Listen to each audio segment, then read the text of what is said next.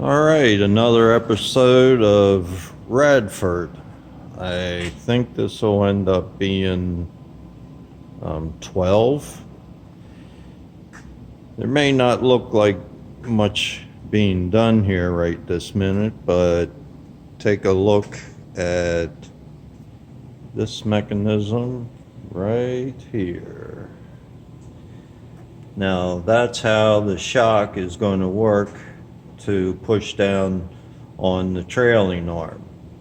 And while I'm here, ignore this bar. That is strictly for alignment purposes. If you notice, almost looks like a spider because of the way I mounted the bearing blocks. These are attached to the frame by just pieces of 1/2-inch pipe welded to the nuts that the bearing block will bolt to. If you notice, the bearing blocks are not running parallel or perpendicular to the bearing block. Now, of course, I did this on purpose. These are self-aligning bearings. And normally, people would put them so that they are relatively perpendicular to the shaft. But I deliberately set them off at an angle like this, which makes them parallel with the frame, but not with the shaft that's going through them, just to give it another look. Down here, just for example, this is a bearing block that's mounted the typical way. There's a plate behind it. The bolts go through and hold it in place so that everything is square and perpendicular to each other, and that plate behind it is what it's actually attached to, not the arms or other other pieces. Now, I never talked about this, but since I'm looking at this, this is the inner bearing for the outer axle housing, which holds the wheels. This is going to be slightly adjustable. It'll be able to move up and down. I know that bolt's wobbly in there, but that's just to kind of keep it clocked properly. And these screws, once I run them down in place, will allow me to have a fine adjustment on what is going on here.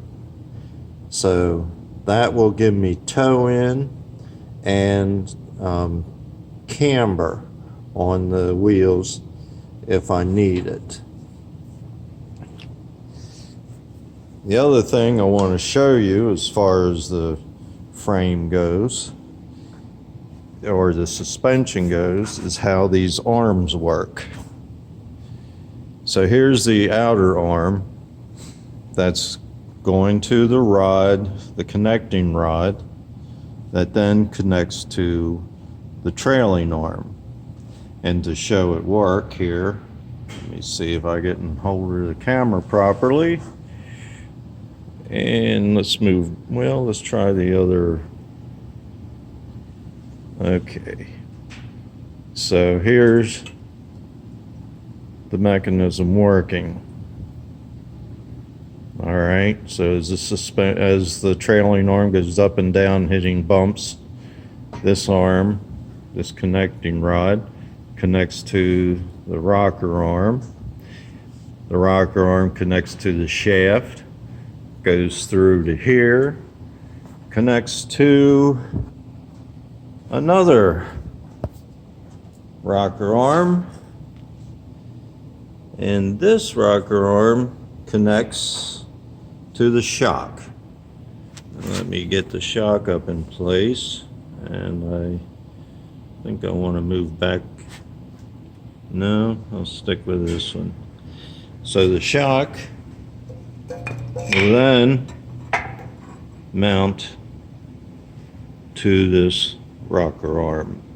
Now the shock will actually go up through, let me get rid of this rag, will go up through this piece of tubing.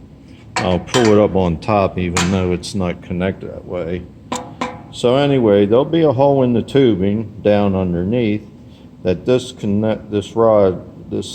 shock absorber will go through, and it'll be attached either inside with some kind of connecting mechanism that I'll make up, or it'll come out through the back, and then I'll have the connecting mechanism back here. So, and just so you can see it moving from the back, there it goes. And since I have this other stuff mocked up, let me show you this. Talking about this plate here in past videos is where the brake caliper mounts. Right now it's not bolted up in this spot, but it'll set about there.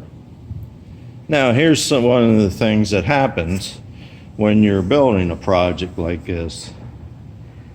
Things don't always go right, and that's why you're not in any hurry to weld things up permanently.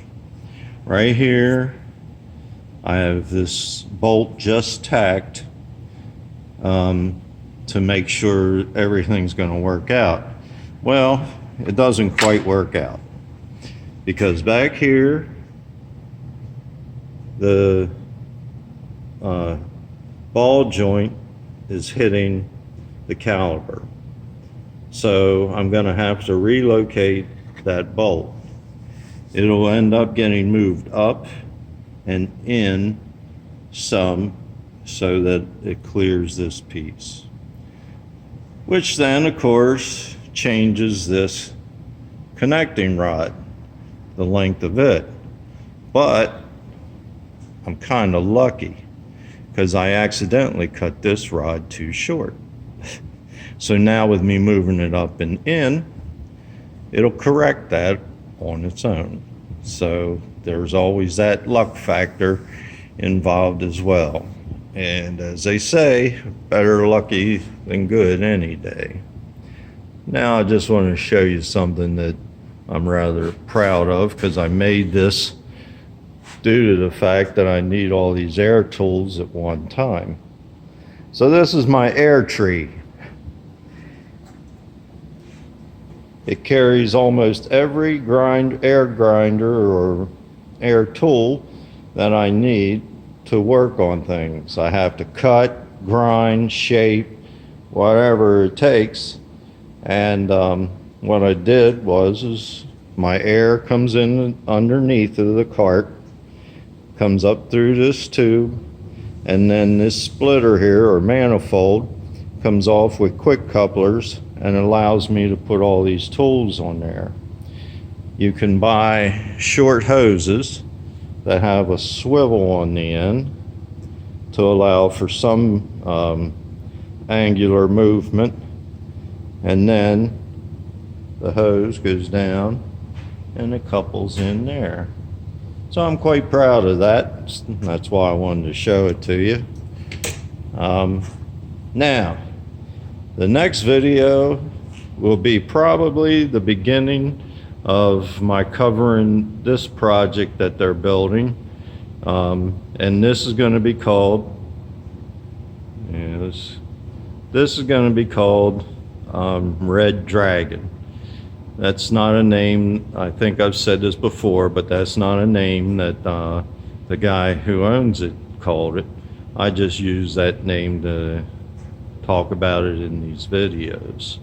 So the next video I put out, look for Red Dragon. See ya.